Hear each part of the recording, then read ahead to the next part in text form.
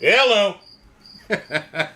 Just kidding. Welcome to another episode of Half of This Is Live, your weekly barroom commentary podcast. As always, I am Matty Fax, joined by Scotty the Statin, a.k.a. Scotty Stats, Brian the Professor. We also have Pepe Le Producer, the Great Skunk Hunter, and Up Greg here, the full fucking group. I think it's the first time all season. It is, yeah. All right. If you have never joined us before, we are brought to you by our everlasting hatred? Hatred, yeah. For most people that call football games. You know, the Chris Collinsworth? Disgust. Disgust, that's a good word.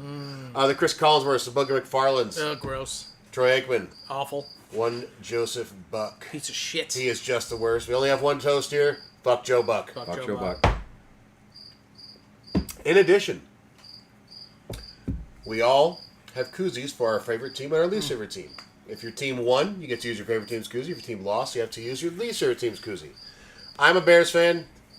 Bears, for the first time in 4 years, they won the bye week, boys. Which I'm going to give them credit for just because Matt Eberflus is no longer their head coach.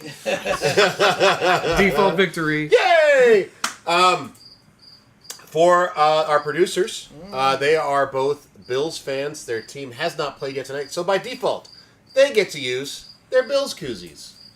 Oh, that's a sign. Then there is Mr. Staten here, whose G-Men unfortunately gave the Saints their first victory this week. Therefore, he will have to use a New England Patriots koozie. We're so close to being 5-0. Just don't. I'm not so sure that. I'm sure it's there I'm sure somewhere. it's there somewhere. He's looking. Somewhere. You just keep looking. These two. Remember, there's payments to be made if you don't use it. I found that out during the Super Bowl. And finally, the Professor, a Broncos fan, a man who hates the Cowboys. And he doesn't have to use a Cowboys koozie because the Broncos handed the Eagles their first loss of the season. We'll absolutely be talking about that game. Super Bowl champ my ass. No, they're the reigning Super Bowl champs. You can't take that away from them. Oh, no, but I can humiliate the fuck out of them. Yes, you can. If you do not know what we do here, barroom commentary means we're the fucking fat assholes at the end of the bar that have been drinking all day, and we're going to talk shit on football. So let's get started. On Thursday night, we had a fucking fantastic game. The 49ers traveled to LA to take on the Rams, pulled the win out 26-23, and by 49ers, I mean the 29ers, because they had nobody. Yep. Once again. In the end, Mac Jones, 342 yards passing and 2 touchdowns. Christian McCaffrey, 57 yards rushing, going 8 catches, 82 yards and a touchdown. Kendrick Bourne, 10 catches for 142 yards, and Tongus, 7 catches, 41 yards and a touchdown for the Rams. But hold on.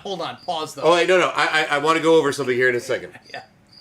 Stafford, 389 and 3 touchdowns. Kyron Williams, 65 yards rushing, going 8 catches for 66 yards and 2 touchdowns. So did a nice McCaffrey impersonation. Devonta Adams, 5 for 88. Puka Nacua, 10 for 85 and a touchdown. Tutu Atwell, 2 for 72.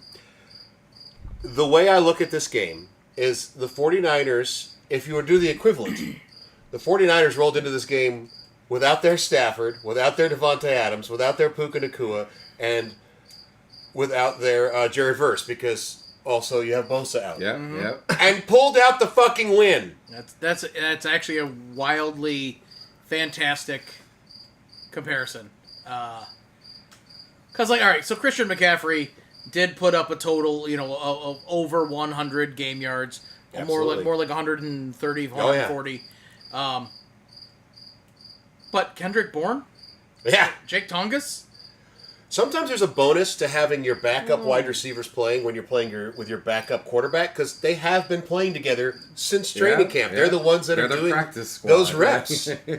So in some ways it might be benefiting Mac Jones. Better question here is Mac Jones creating a quarterback controversy for a guy that he's making like 10% of the amount of money? I don't know that it's a full-on controversy. Too early. I think it's 389 and 3 touchdowns. Okay. Yeah. I think more than anything. No, that was Stafford. Right. Oh, excuse me. Matt Jones only had 342 and 2 touchdowns. Okay, still not a bad performance. No! I think we forget too early that Mac Jones showed some nice promise early on. He did. His first year in New England, he did. And that team was garbage. Absolutely. And they got worse in his second year. Yes, they did. So he was a new player in a bad system. and now you have a good system. And I think that's what we're seeing, the perfect example of San Francisco, which they've actually been exactly this for the past, 8 years. It seems like they've been a really good system team, and they drop in these players that help when healthy, that help elevate them. But their system is so strong, coaching, culture, all of it. Good drafting. Yep. So even your backup to your starter, there isn't an insane gap, right? And that's also tricky to say, well, Christian McCaffrey, yeah, well, he's a fucking weirdo. But that being said, when you go to a more standard receiver and running back package, they're good also. Yep. And even for everyone they dumped over this past year, they're like, but they saw some things in some of these people that are, like Ricky Pearsall, who did nothing. I believe he was injured. I don't think he played at all in this game. Right, Yeah. right. But has last been good. year? Yeah, the very end of last year, he showed a little bit of promise. He was shot in the chest. But he's before been the season started last year. I'm gonna give him a little bit of a pass at the beginning of his rookie year. But he has been good in these other games, right? Oh, we're gonna get rid of Jordan Mason, who was an absolute stud last year, and who's still playing well for the Vikings. He's still this year, playing well for the Vikings. We'll go into that soon. This is showing what a good, strong program is. It's also what I'm really loving about these past few years is these quarterbacks that have been in these bad systems that are finding these paths. Sam Darnold, Geno Smith, Baker Mayfield, Daniel Jones, Yeah. maybe we need to stop giving up on these top recruits when they don't produce where they are, right? Cam Ward, you're in a tough spot. Hopefully, either you find your way out of that organization or they improve. That being said, let's not give up on them. Are there some that are worth giving up on? Probably. But I'm loving that these guys are having this resurgence. No, I absolutely agree. I think part of the problem is a lot of these guys, they're going to crappy teams. But that also means, generally speaking, they're going to teams where the head coach either should have been replaced. Yeah. Or is also, for some reason, on the second year of his contract. And now they're drafting a quarterback. Mm-hmm. It's weird the way it works out sometimes. Mm-hmm. It's like the Jets. Darnold was terrible. Yeah. When he was with the Jets. He had flashes of looking good. And with the Panthers, neither he nor Baker were any good. Maybe that's on Matt Rule and his offensive system. Maybe you need to do, I hate to turn it into the Bears, but it's the thing I pay attention to the most. Last year, their offensive system sucked. So what do? Do you get rid of your first-round draft pick at quarterback at Caleb Williams? Mm-hmm. No! You go find the best goddamn offensive coordinator you can and make him the head coach. Be like, you going to call plays? Please call plays. Yep. Yeah, please develop our quarterback. Mm-hmm. But you also have to get one that actually has a track record of developing some quarterback. Mm-hmm. Jared Goff turned into a machine. Another good with example. Ben Johnson, Yeah, yes. Yeah. These guys, they were picked high for a reason. Right. Maddie, I don't want to stop your flow, but Baker was playing scout team DM'd in Carolina at one point. I understand. And that's just insane. Oh yeah. Later on, I'm gonna have to do a little burst of just the best. Later on, I have a little thing about the Oklahoma quarterbacks that I found just fascinating. Yeah. I captured that also. Yeah. Anyway, this game came down to the Rams were driving at the end. It was in overtime. There was 3 minutes left. They decided to try to run the ball on 4th and 1, and despite being depleted by injury, the 49ers defense and Fred Warner just stepped up and said, fuck you. Mm-hmm. Game over. Yeah. Probably should have kicked the field goal. I was shocked they did not. Yeah. I was driving home, and I was able to catch the play-by-play in that overtime sequence, and it's like, you fumbled the ball. And then somehow right near the end zone. Yeah. And you somehow forced a 3-and-out. Yeah. And then you got the ball all the way back there, and you still didn't pull it out. That is such a good football fan sequence. Because I didn't care either way. Oh, yeah. If you're not a Rams fan, this game was amazing. Yeah. Oh, yeah. Yeah. Truly. Oh. Such a fun one. This morning in Jolly London? Yeah. Jolly Old London? What's the phrase? Jolly Old London. Is it Jolly Old London? I think you're thinking of Jolly Old St. Nick. Maybe I am. I don't know. Anyway, the Vikings, who just stayed in Europe over the week, which I would have as well, had the Browns travel overseas to be the home team so the Vikings could be the away team. Who knows? It's a European game. Yeah. But the Vikings pulled out the win in the last minute, 21-17. Carson Wentz had 236 yards passing and 1 touchdown. Jordan Mason, aforementioned, 52 yards rushing and a touchdown. Justin Jefferson, 7 catches for 123 yards. Jordan Addison did not play in the first quarter. Coach's decision. Barely played in the second quarter. Have not found out yet what he got in trouble for. But he just got off suspension, so maybe be a little more careful there, Mr. Addison. But he did have the touchdown catch at the very end to win it. He had 5 for 41 and a touchdown. Hawkinson, 6 for 38. Oliver, 2 catches, 35 yards and a touchdown. For the Browns, Dylan Gabriel, 190 yards passing and 2 touchdowns. Quinshon Judkins continues his amazing, very good Jesus start. Christ, right? I mean, this is his third week, 110 yards rushing against the Vikings. David Njoku, 6 for 67 and a touchdown. Isaiah Bond, 2 for 29. And Harold Fannin Jr. of Bowling Green, who should have been the Mackey Award winner last year in college football, had 4 for 13 and a touchdown. Dylan Gabriel becomes the first rookie quarterback for the Browns to have a game of 2 touchdown passes and 0 interceptions since who? Could you repeat the stat real quick? First Browns rookie quarterback to have a game with 2 touchdowns and 0 interceptions since which rookie quarterback? Johnny for the Manziel. Browns? Negative. Is it possible that they eventually became the Baltimore Ravens? Is it No, that long nope. ago? Okay, Nope, okay. it's not that long ago. That's It's a good question, but it's not that I long mean, ago. prior to Baker? Baker. Baker. Okay. Okay. All right. I thought that was kind of cool. Okay. Weird. You could have had Baker all along. that was the Christmas miracle. Yeah, that you fuckers and missed. also, if Baker Mayfield was still with them with the passing yards he has right now, he would be the Browns' leading passing leader all time for the Browns all time. Yes, like Jesus Christ, how did you fuck that up so bad? Even with 14 seasons with Bernie Kosar. Oh my god. So I don't want to downplay what Gabriel did in his very first game starting against a good Vikings defense, against a good defensive coordinator. But the Vikings came back to win this. Like they were looking like they were going to take a loss here, and Wentz, even with that Browns defensive line coming out of all game, managed to get the win here. And listen, I'm not here to say, oh, Carson Wentz, yay. But He can ball, though. This does speak to experience. Yes. Right? Late game, not rattled, like been here before plenty of times. Yep. So you got to respect that. Like you're here holding the bag until McCarthy comes back, and that experience comes into play. Could McCarthy have pulled this off? McCarthy might not have been behind as much. Who friggin' knows? That being said, the Browns' defense is legit. Their offense is not good, but Judkins looking like a stud. And guess what? That rookie-ass quarterback found his monster tight end who's been so underutilized this year. I don't know if it's necessarily that he's been underutilized. I think the position has been very utilized, and therefore he's getting, like, his catches, I think he and Fannin are just cannibalizing what one tight end could have. Yeah, but I think they're from what they've used in Njoku previously. I think that they have not been using that position. When, in my opinion, and maybe I'm wrong on that. Maybe I. I actually agree. I think they should be running 12 personnel. Oh yeah, a lot more. Yeah, right. Like, I'm sorry, your quarterback is a rookie.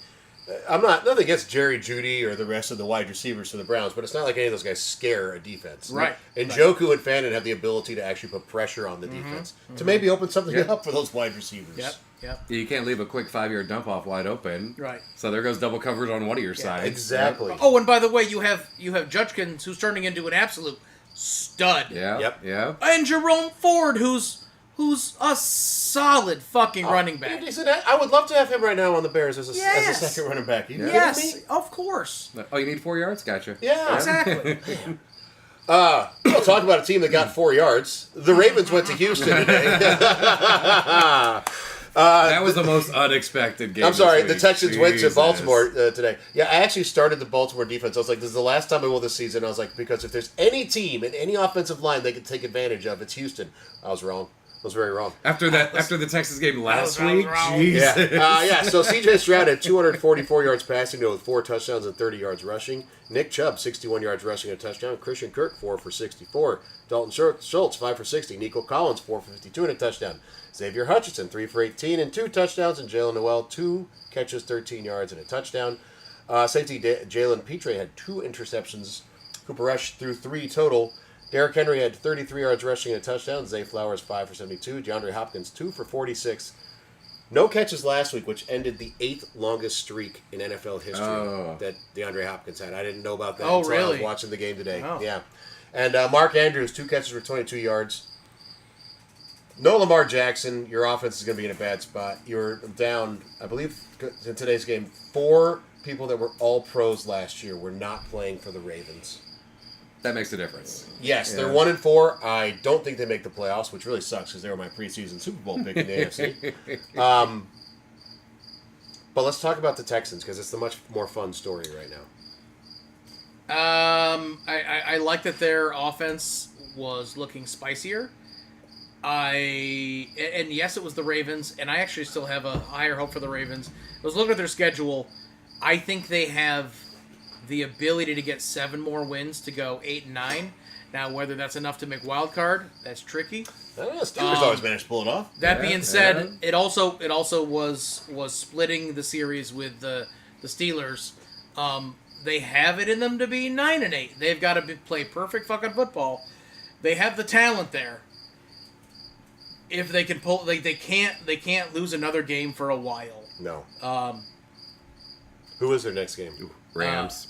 The Rams. Who are They could lose to the Rams. Oh no! They absolutely could. When I looked down through the list, I gave them a loss to the Rams. I definitely gave them They could beat the Bears. I gave them a split. I gave them a split We're giving on them the more Steelers. rushing yards than any other team in the NFL right now, so they absolutely could. Yeah. And I wasn't being overly generous, and I'm like, I can see an 8-win season for them. I think they have it in them to do 9. It's not an easy road to get there.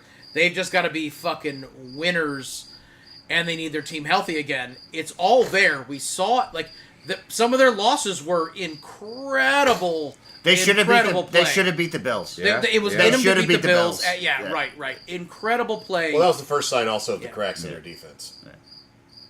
But what are you gonna do?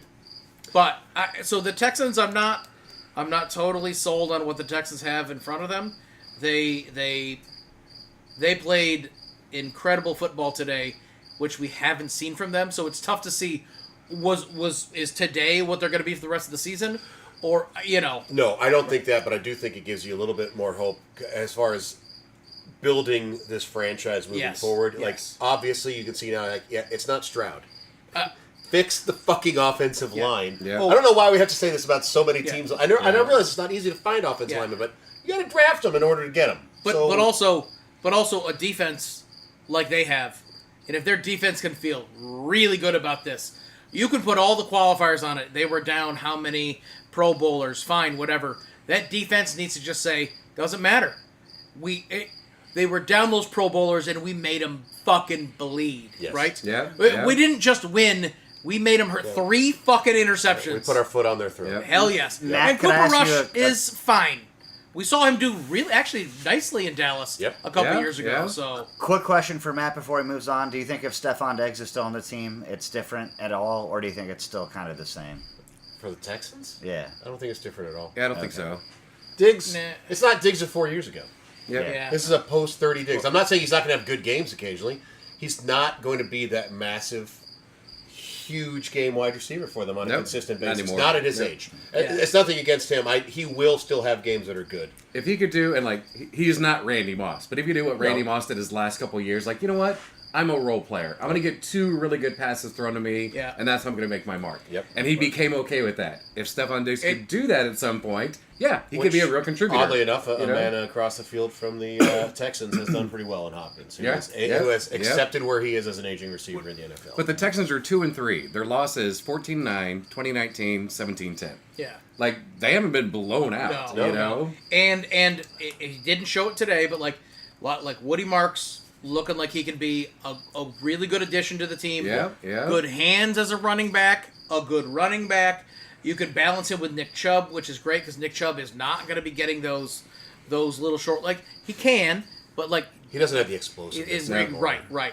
So now you've got a 1-2 deal with your running backs. One of them with hands. You can start developing Woody Marks a little bit more. Nico Collins is still a fucking stud out there. Well, he needs a little more help. Christian Kirk was the bigger yardage guy, but that being said, that's probably because Nico Collins is getting smothered. So both of their rookies, Jalen Noel and Higgins, have been playing better as far as in the last couple of weeks. Those are their second and third round picks at wide receiver. But they still need offensive line. That's going to be their Achilles heel all season. Yeah. Well, speaking of another team that needs an offensive line, the Raiders went to Indianapolis and got just beaten behind the barn like holy shit. Yep. Let's go behind the shed for an ass whooping. 40-6 for the Raiders. Geno had 228 yards passing and 2 interceptions. Ashton Jenney, though, is starting to definitely produce more like the running back we thought he would. 67 yards rushing to go with 5 catches and 42 yards. Trey Tucker had 4 for 62 and Jacoby Myers 4 for 32. For the Colts, Daniel Jones 212 yards passing, 2 touchdowns. Jonathan Taylor 66 yards rushing to go with 3 touchdowns. Downs 6 for 54. Tyler Warren 4 for 44 and a touchdown, and Pittman 5 for 39 and a touchdown. And the Colts had 4 sacks of Geno in this game. This Colts team is just really fucking good. Yeah, so I have Daniel Jones. I picked him up because they needed someone else. One to help with bye week, but then also when Commanders quarterback Jaden Daniels. Jeez, wow, brain fart. He was out and I was like, all right, let me get in some Daniel Jones. But today, both playing, I'm like, I need to decide who I'm gonna start. And I decided, I was like, I think that the Colts are just gonna fucking roll up on the Raiders. And I kept Daniel Jones in there. He didn't have the yardage that I expected, but I did expect this kind of a score on the Raiders. Like, sure. To me, I'm like, this is why I'm picking this. I mean, when you have Jonathan Taylor not even doing 100 yards and still getting 3 touchdowns. Yeah. Oh, fuck. Damn. Yeah. Damn. Yeah. Absolutely brutal game for the Raiders. Uh-huh. I just really don't know.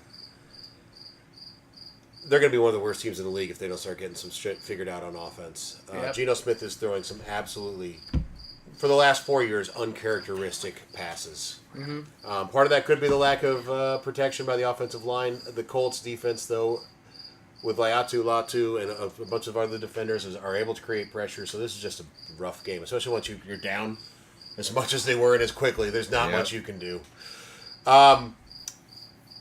The Giants traveled to New Orleans to take on the winless Saints. And lost 26-14. Jackson Dart, 202 yards passing, 2 touchdowns, 2 interceptions, go with 55 yards rushing. Cam Scadaboo, 59 yards rushing, 6 catches for 45 yards.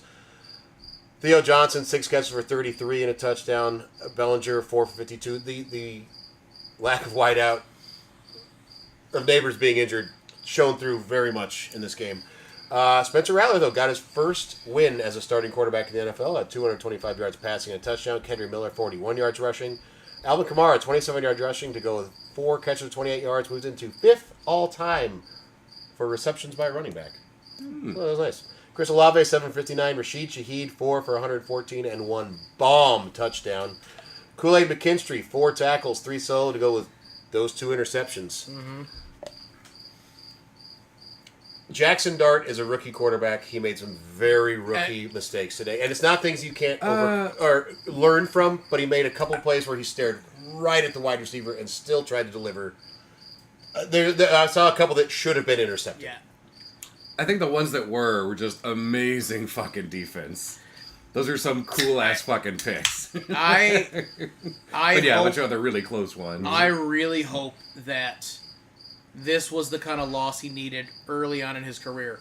To come off your first official start and have a good, solid game, play some fun football, and then to go against the Saints. And first of all, I want to say shame on you, Giants defense. Yep. That was lauded and lauded. Yep. And yes, a lot of it was their pass rush. And when you're down... But they were up 14-0. No, they weren't. Yeah, they were. Not 14-0. Or 14-3? Yeah. 14-3. I'm sorry. Yes, right. At that point, that pass rush should have been available. But then by the time we got into the second half, and you still can't stop them, right? That's that hurt a lot. It hurt a lot. But I'm really hoping that, listen, if we're going to start Jackson Dart, when I really was hoping he could spend this first season sitting down, this is the kind of loss you need. This one, you are awake all night tonight. You are not sleeping. Also, you're in your head. You're back there tomorrow morning. Hopefully you're watching game tape. But you are there back tomorrow morning being like, holy shit, I got my start and I had my swagger, and then I lost so badly to the Saints.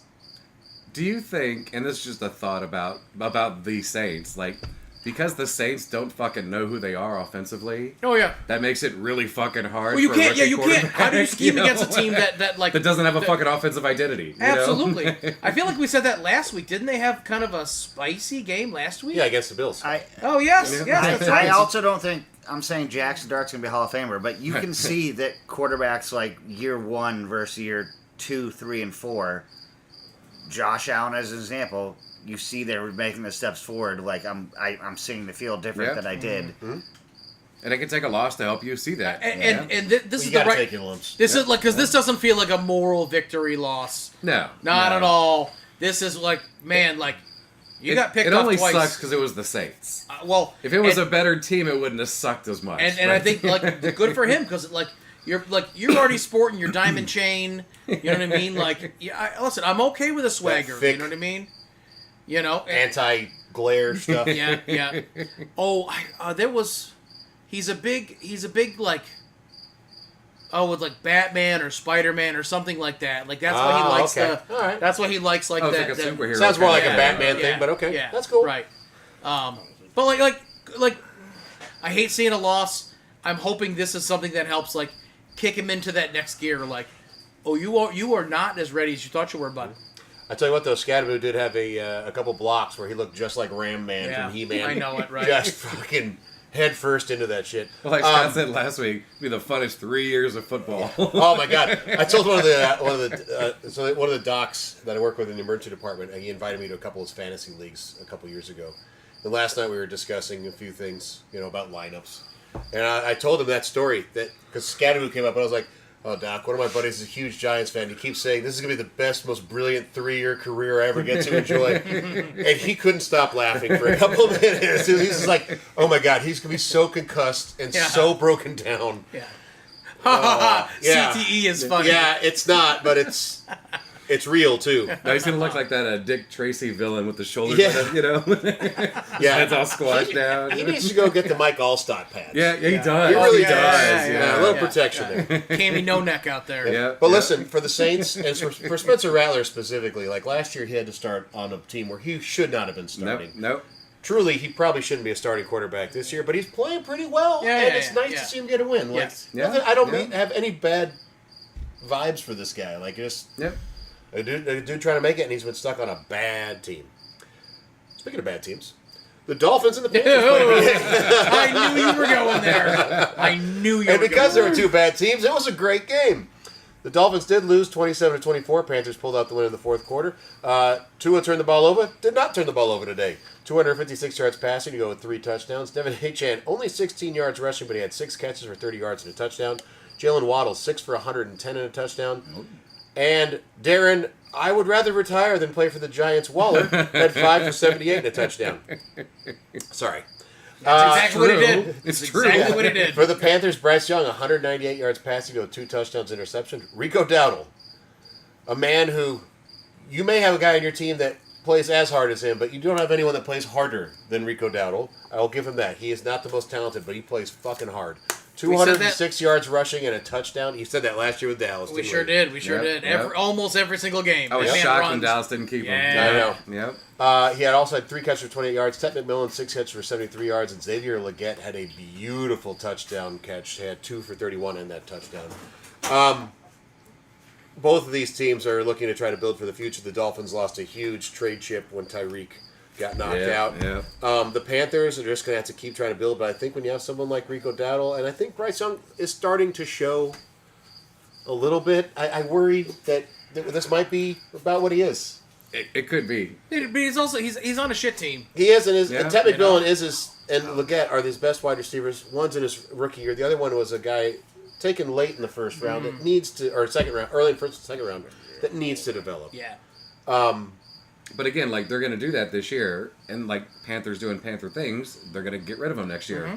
Oh yeah. Which I don't think they should. I think give him more time with Canales. I still think Canales is the right offensive coordinator to get him going in the right direction. But you have 2 O linemen on your team. Like, okay, which one can we get rid of for another piece that looks good? I know. Right? That's the Panthers every fucking season. You know. You know what? I also wonder, and it's easy to look at this one game without Tyreek Hill and make an overreaction. So I'm going to, because it's easy. That's it. I like your coward style there. Yeah, right. Wait, did you say coward or cowherd? Cowherd. Because either way, it works the same. Well, that's true. Yeah. Well, it does with cowherd too. But to make that automatic adjustment when it's like because Jalen Waddle has been wasted this year. Last year also. Yes. What if it's just him? What if it's just Tyreek Hill? No, what if it's Waddle? What if he was only good in that scheme with those players for that season? So that was a theory that I've heard a few people say, and it's hard to argue against, because when Tyreek Hill got hurt last year, it's like, what, do you not know how to play against defensive coverage when Tyreek Hill's not across the hall? Yep, Right. You know, like. But if he had a whole season to get himself right again. Oh yeah. And now here he is playing like. I think the comment was, I don't we don't like saying wide receiver 1 and 2. You play positions, right? That's a manufactured media term, and I can appreciate that. And that being said, it is also pretty obvious when you have a main receiver. You know, I mean, like it's There's depth charts for a reason, right. But now when you have to shift everything around, and I get that it's against the Panthers and like they're a little softer overall. You still lost, but like for him to shine like that, and to have someone who's very dedicated in it, like, and now you're running dedicated plays towards a single receiver, and you're playing those levels. You're playing a wide receiver, a running back, and a tight end, as opposed to like 2 total options, but you're not good at scheming those things. Like now you're playing the levels of the field, and it feels like it was a better fit for Miami to play those 3 levels than when they just say, both of you go run really fucking fast. and then Tua will underthrow you, but you will make adjustment to the ball. Right. Darren Waller did look great today. He took a year off. His body got healthy. But also, because he played a little bit last year. No. He retired before the season even started for the Giants. I thought he came back mid-season. Nope. Oh, okay, never mind. Sorry, yeah. But even still, like, this was like 3 levels of football, and it seemed a lot more complete for the Dolphins in a loss to the Panthers. That's what I'm saying. It's very easy to overreact to it. But it felt like that scheme worked better than you 2 run really fast. And if you don't get there, we have to rely on Devin Achane. And that's all they had. Yeah. 3 levels, and they played a better overall game in a loss. Whatever. Yeah. Overreaction to a single game, to a bad team also. But yeah. But I mean, all of Bills Nation, I'm sure, is gleeful as fuck that the Dolphins have 1 win. Yeah. Oh, yeah. Yeah. Absolutely. Okay. The Cowboys traveled to New Jersey to take on the Jets, and unfortunately for the Jets, Justin Fields did not get revenge on Matt Eberflus. The Cowboys win this 37-22. Dak Prescott, 237 yards passing, 4 touchdowns. Javonte Williams, 135 yards rushing and a touchdown. I can't even make a Weekend at Bernie's joke with him anymore. He's just playing too well. Flournoy, 6 catches for 114 yards. Pickens, 2 for 57 and a touchdown. Jake Ferguson, 7 for 49 and 2 touchdowns. James Houston, 3 tackles, 2 solo, 1.5 sacks. For the Jets, Fields had 283 yards passing, 2 touchdowns, and 26 yards rushing. Breece Hall had 113 yards rushing, then 4 catches for 42 yards. Garrett Wilson, 6 for 71 and a touchdown. And Mason Taylor, 9 catches for 67 yards. The Cowboys' defense has looked bad the past couple weeks. Their offense is starting to find a rhythm without CeeDee Lamb, though. They definitely found a rhythm in the second half last week against the Packers. Yep. And they continued on that roll today. And the Jets have a lot of problems. Yeah, the Jets have. I actually really thought the Jets were going to look better this year.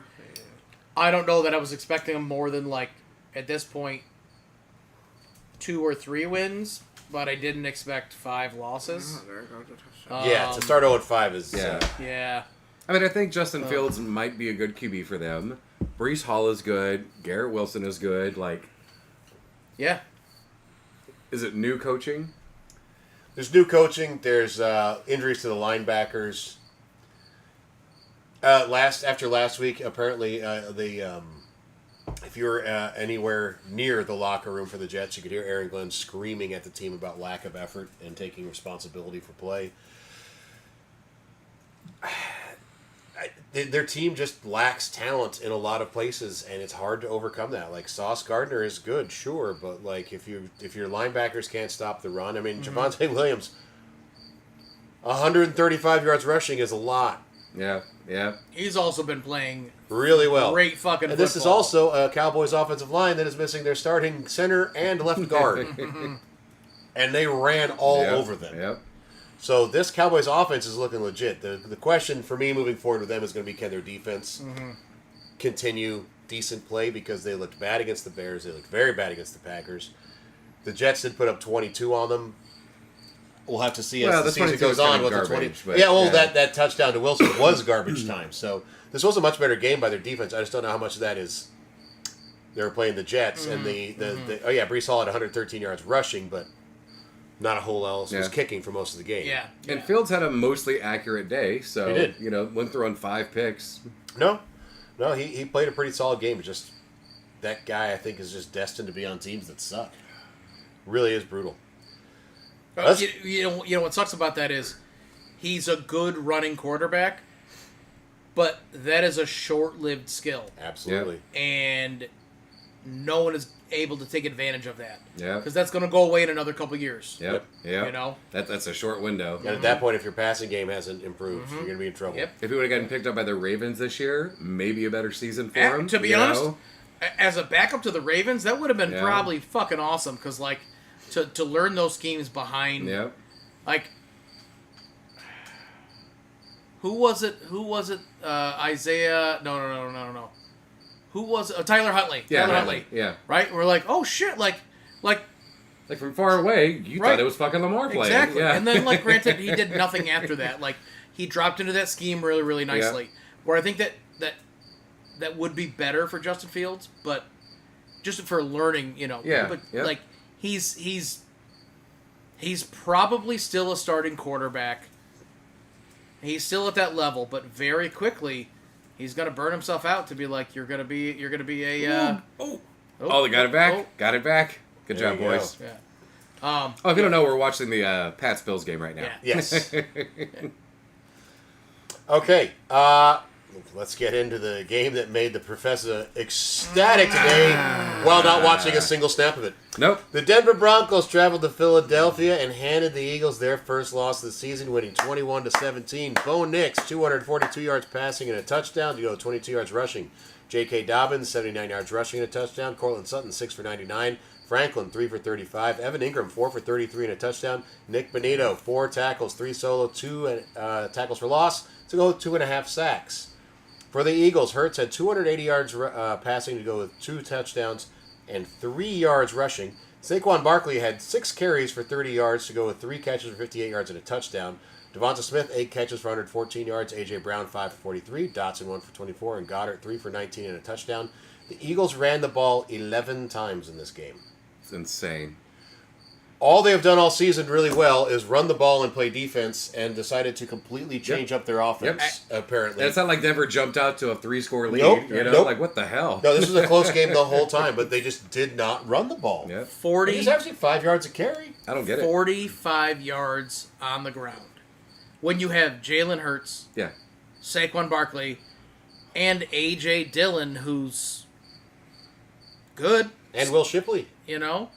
That's Yeah. crazy. Yeah. 45 total running yards. it's wild. Yep. It's wild. Oh, and by the way, your fucking receiving room, Devonta Smith, A.J. Brown, and Jahan Dotson, right? And Dallas Goddard, Dallas still Goddard. still proper crafty. Yeah, But I'm not gonna shit on Jahan Dotson, but as your third option, that's better than most people's second option.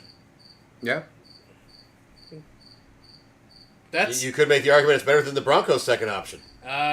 probably. Definitely is. Probably. That's not even an argument. Broncos defense is fucking good. Yes, they are. Yep.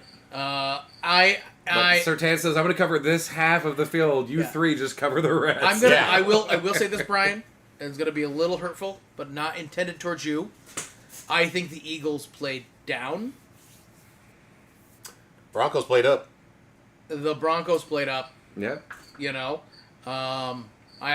maybe it was close though. Maybe you also close. picked the Broncos to win. I as did. Your team. I changed it at the last minute. But like, did any of us pick the Broncos? No, we all picked Philly. I mean, yep. Right? Like, it just didn't feel like Philadelphia had it in them to lose this early. And in I the thought season. the Broncos could, but I'm like, nah, it's not going to happen. Not this early in the season. Right. Not, But that's a fucking great win for the Broncos. Oh, fuck huge. that is. Huge win. Absolutely. I can't pick them to win every week. When they're playing the current Super Bowl champs, I'm not going to pick against that. Like, they're not that good. Who's of a been team. playing some great football? Yeah. But J.K. Dobbins getting 79 yards rushing. This is a good defense for the Eagles. This is a team with a lot of defensive linemen that are very good. The rushing is the most surprising. Yeah. Yeah, they had 130 yards rushing today. So, I think this was a great team win by the Broncos overall. And like collective, the defense did their part. You know, rushing, receiving, the line. And when the Chargers lost, like, the Broncos were right in the mix there. Yeah. So, there's a lot going on there. If it wasn't for the Raiders, that'd be a fantastic division. I thought the Raiders were going to be better than they are, you know? We all actually thought they were going to be better. Like, I'm glad they're not. But to have a quarterback and head coach reunion, right? With Geno Smith and Pete Carroll, like, it felt like... We thought that would just mesh right away, Brock Bowers just being like... With a Marshawn Lynch-style running back being drafted. And exactly. Bowers has been hurt since week 1. He hurt his knee. Apparently, they say that the best thing for him is he needs rest. And he's like, no, I'm not resting. I want to play. Yep. So he's at least trying for his team, and I respect that. Well, I got to say the Broncos, too. You know, they're 3-2. They lost to the Colts in a heartbreaker, 29-28. Yep. Lost to the Chargers in a heartbreaker, 23-20. Yeah. They were this close to being 5-0. Yeah. You know? Like, holy shit. Yes, they were. I don't even know how to really phrase this, but how about the... Nah, fuck you. You were the worst quarterback with Carolina. Baker Mayfield and Sam Darnold played a game.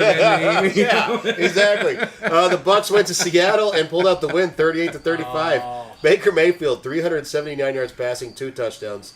Rashad White stepping in for the injured Bucky Irving, 41 rushing yards and 2 touchdowns. Emeka Egbuka, 7 catches for 163 yards and a touchdown. He is now the first rookie wide receiver to have his first 5 games and have 25 catches and 5 touchdown receptions. In 5 games. In his first 5 games as a rookie. Cade Otton, 4 for 81. Tez Johnson, 4 for 59. Sterling Shepard, 4 for 24 and a touchdown. And that last touchdown was a big one. For the Seahawks, Sam Darnold, 341 yards passing, 4 touchdowns, 1 interception. Walker at 86 yards rushing. Charbonnet at 36 yards rushing, a touchdown.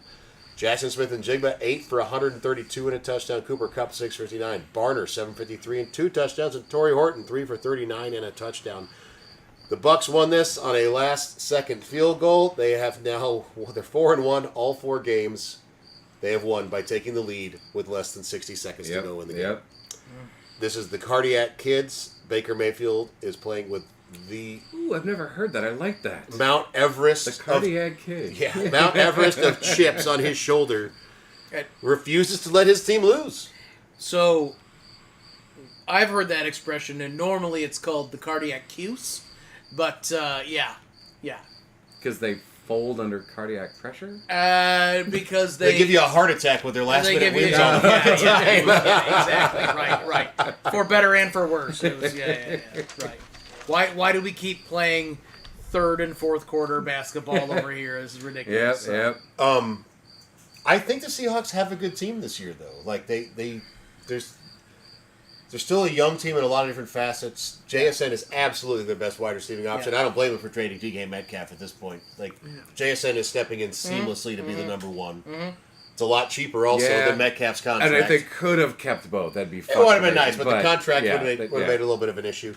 Sam Darnold, though, last year wasn't a fluke. I love it for him. But absolutely. Yeah. But also, Kenneth Walker and Zach Charbonnet. That's a great 1-2 fucking combo. And by the way, it swapped. It was Charbonnet and then Walker, and then now it's Walker Charbonnet. Like you can't script that better. Like that's the right way to do it. And you got 120 yards and a touchdown out of your running back. Yep.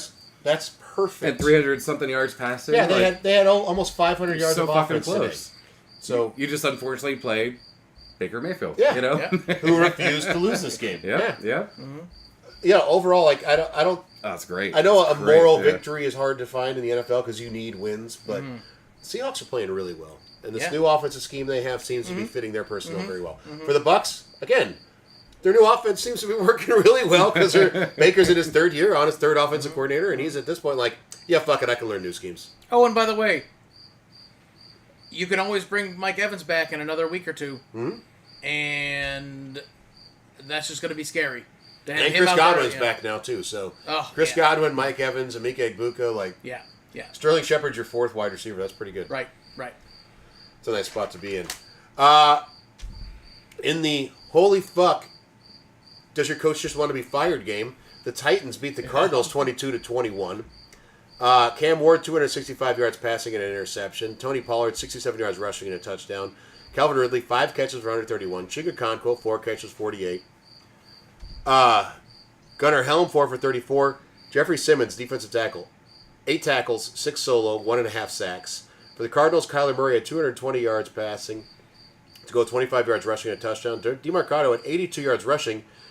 Unfortunately, as happened last week to the wide receiver for the Colts, he decided that though he was on a 72-yard scamper and wide open, he slowed down and held the ball out and managed to fumble it before going into the end zone, and it went out the back of the end zone and became Titans ball. So even did the exact same move as last week. Yes. It was it was barely less showy. Because he didn't have full extension at least? No, not yet. He was starting to when the ball... Yeah, but it still, like, Jesus. very clearly, like, slipped out of his hands. Like, what the fuck are we doing? Yeah. We see this in college too much. We've called it out year after year after year in college. This is crazy. Yeah. This is crazy. Because it should never fucking happen. Yep. And you're too young to be doing this. Oh, yeah. Yeah. Well, when you get older, you're smart enough not to fucking do it. Also true. I can almost appreciate it better with someone like Tyreek Hill. Like, yeah, here I go again, another touchdown. That makes more sense to me. While we don't see it happen, it makes more sense to me that that's the attitude. Because he's so used to getting in there. Yeah, okay. right, exactly. Yeah, I can see that point. Here I am again, you know. That being said, like, somehow it doesn't happen that way. Yeah, I know. Michael Carter had 51 yards rushing to go to touchdown. Bam Knight, 11 rushing yards and a touchdown. Marvin Harrison Jr., 4 catches, 98 yards. Trey McBride, 5 for 41. The Cardinals started out this game up 21-6. Yeah. That DeMarcado touchdown would have sealed it. It was just, like they were already not playing great in the second half, and that one just absolutely took the wind out from their sails. And you know what? Listen, the Titans, Cam Ward drove the team down to get that game-winning touchdown from Pollard. Like this was to take the lead. To get within shooting distance. They were at 21-19. They had kicked a field goal to get the win, but Cam Ward drove the team down the field to do that against the Cardinals defense. Cardinals don't seem like they're really the team that plays super hard anymore. Like today, they punched the Titans and thought they knocked them out, and did not finish the game. Right. Literally, it was like, it's the Titans. Who cares? Yeah, but you're the fucking Cardinals. Yeah, you're not good enough to say that. Right. No. Like, all of that scrap and fight they had seems to be gone. And I can only assume that was a Kingsbury culture that was existing and is now gone. Like, that's what it feels like to me. I said it last week or the week before, whatever. Like, holy shit, the Cardinals that I thought were this team that was never giving up has 100% played with no oomph. And today, to lose to the Titans that you were fucking kicking their ass, that's unacceptable. That is... Yeah, but that being said, Cam Ward, you got your first win, baby. That was a gut check win, too. You. Gut check win. Hell yes. Pull that out on the road as a team that's been winless so far. Scrapped it out. You didn't just... It wasn't a full-on, like... Oh, our team is clicking left and right. No, God, no. You guys fucking bootstraps, like... Yep. That, he had no touchdowns. He had a pick. Right. Still played well. Good for him. Yep. Good for him. And this is not a quarterback who's going to back down. This is a guy who had no one recruiting him out of high school, who started out at the lowest level of college, moved his way up to Miami. Like, this is a man who has worked his ass off the entire time. He's not going to quit in the game. So if you're playing against him, don't fucking think we're up, we're going to take care of it. That kind of player doesn't back down. I think it's my fault because I said last week that this is the game that no one's going to watch. And so I think DeMarcado dropped the ball just to make people pay attention to that game. Probably. But you know what though? Like, I'm watching at the bar, and like, TV here, TV here. That game was on right over here, but very quickly, and I'm like, this is not worth watching. Yep. And I shifted over. Yep. You know, like watching the commies. Like, you know, granted, Yeah. our buddy was he's a commies fan. It makes it a little more fun, right? We're like, I'm going to shift over here and watch this game because like this one is over, and then all of a sudden it's like, oh whoa, wait, it's getting a little spicy, but you know, like. And I left before the game was done. I missed it. I missed that comeback. I'm like, that. Shame on me. He's also on my fantasy team, so if I lose by fewer than 6 points, I'm gonna be fucking pissed. Oh wow, yeah. Speaking of the Commanders, they went into L.A. and took on the Chargers today and took the win, 27-10. Jane Daniels back from injury, 231 yards passing to go with a touchdown and 39 yards rushing. Bill Krosky Merritt, 111 yards rushing, 2 touchdowns to go with 2 receptions for 39 yards. Debo Samuel, 8 for 96 and a touchdown. Luke McCaffrey, 1 catch for 50 yards. And beautiful catch, too. Defensive lineman Dorrance Armstrong, 3 tackles and 2 sacks. For the Chargers, Herbert had 166 yards passing, a touchdown and interception to go with 60 yards rushing. Marion Hampton, 44 yards rushing. Keenan Allen, 558. Quentin Johnston, 4 for 40. And Ladidi Makiki, 5 catches for 39 yards and a touchdown. The Chargers, after starting out pretty strong, seem to have fallen off a bit, and the Commanders are playing well today. And the Chargers are down both their starting offensive tackles at this point, which never helps. But Commanders are looking like they're almost back to where they were last year at this point. And they're down a couple players, which they come back healthy. That's always going to be a positive thing. The Chargers, I still think they're a solid team. Marion Hampton is like, this wasn't the game that showed him as an absolute stud. He's a good running back. Yep. And to have Keenan Allen, Quentin Johnson, and Ladidi as your wideouts. Oh, and Tyler Conklin, a solid tight end out there. Absolutely. Like, that's so fucking dangerous. But when you've got offensive line out, that hurts you so badly. But how do you put up 10 at the fucking gate? And then just let them run all over you, you know? Yep. Like, that's not just O-line. Well, Jim Harbaugh's going to have fun at practice this week. That's all I have to say about that. I think a lot of players the throwing defense up this week. The defense definitely just stopped doing whatever they were that was successful. I don't understand it because they've been a good defense for a couple years. Yep.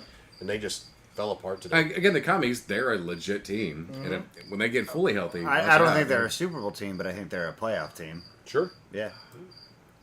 I don't know. Speaking of Super Bowl teams, the Lions, they beat the Bengals 37-24.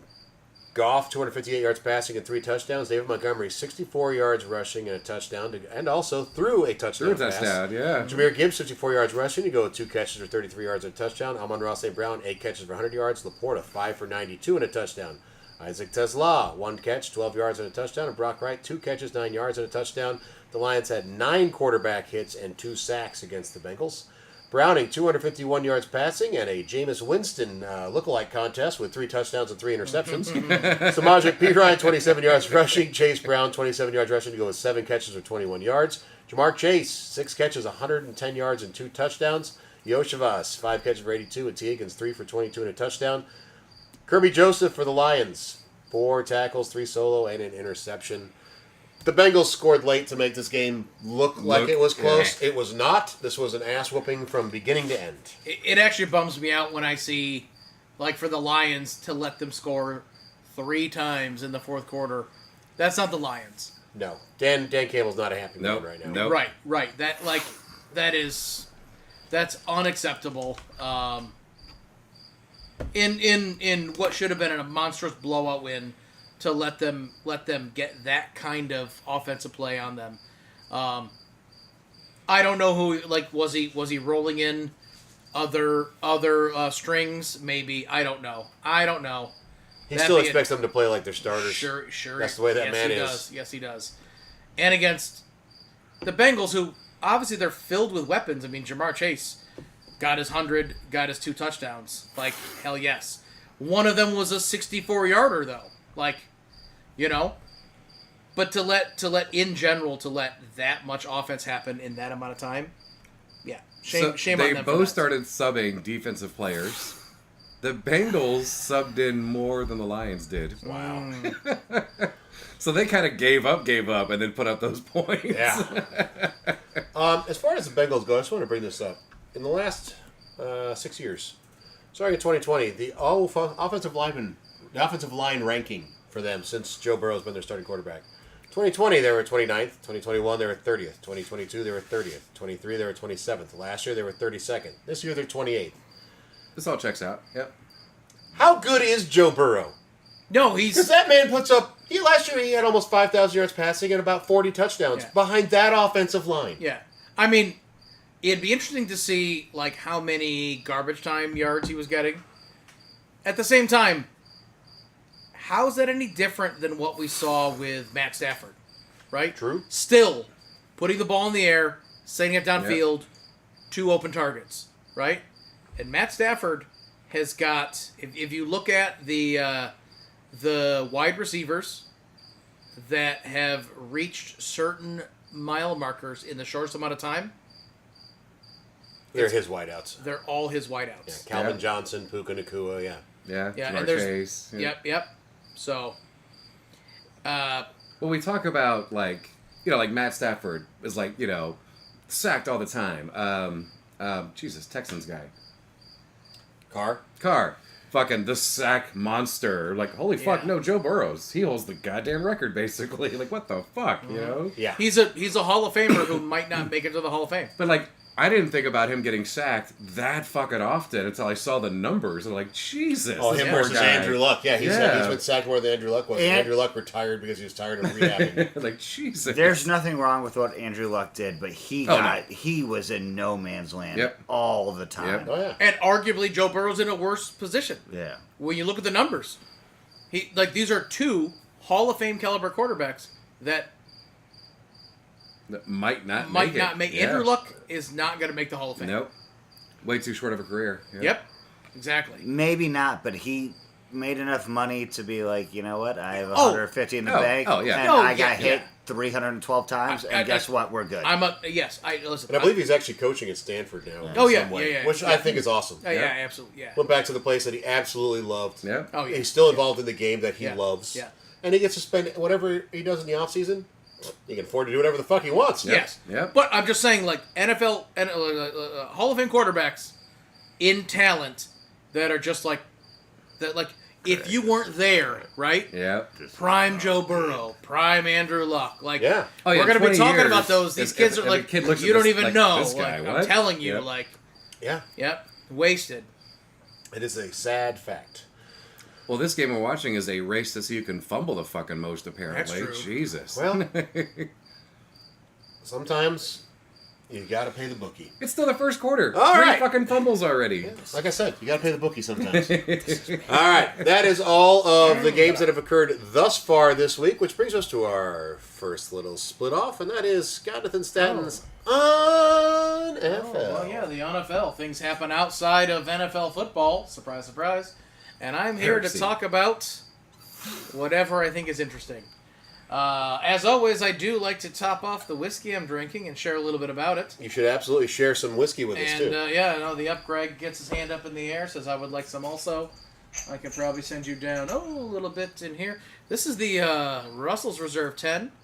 That would be out of the old Wild Turkey Distillery.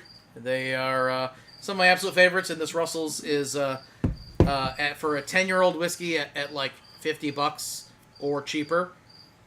If you are a big fan of Eagle Rare and you think it's the best thing in the world and you chase it, you're not wrong. It's really good. But it's hard to find in Russell's 10. I actually like a little bit better. So Can you hold off 1 second? Eric, that wasn't intentional grounding because he was outside of the pocket and there was a wide receiver in the area. Please continue, Scotty. Well, I saw you saying, how is that not? But I reeled it back in quick. yeah. But I do The want to emotional say response first. I do want to say Wild Turkey and Russell's not a sponsor, but you could be. Absolutely. We're always looking. Okay, Not very hard. college Well, we'll take basketball. And Just send us a bottle. You don't need to College send us money. basketball. college basketball. This is a personal shout out for Syracuse basketball. R.I.P. Lawrence Bolton. Yes. He played between 91 and 95. Syracuse's all-time leading scorer. He was the Big East leading scorer until Marcus Howard from Marquette did it in 2020. He got a little bit more there. But to hold her for almost 20 years. Yeah, Jesus. yeah. Lawrence Moten. Quite often he was referred to as Poetry and Moten by how smooth his play style was. That's a good nickname. His highlights are worth watching. An all-around good dude.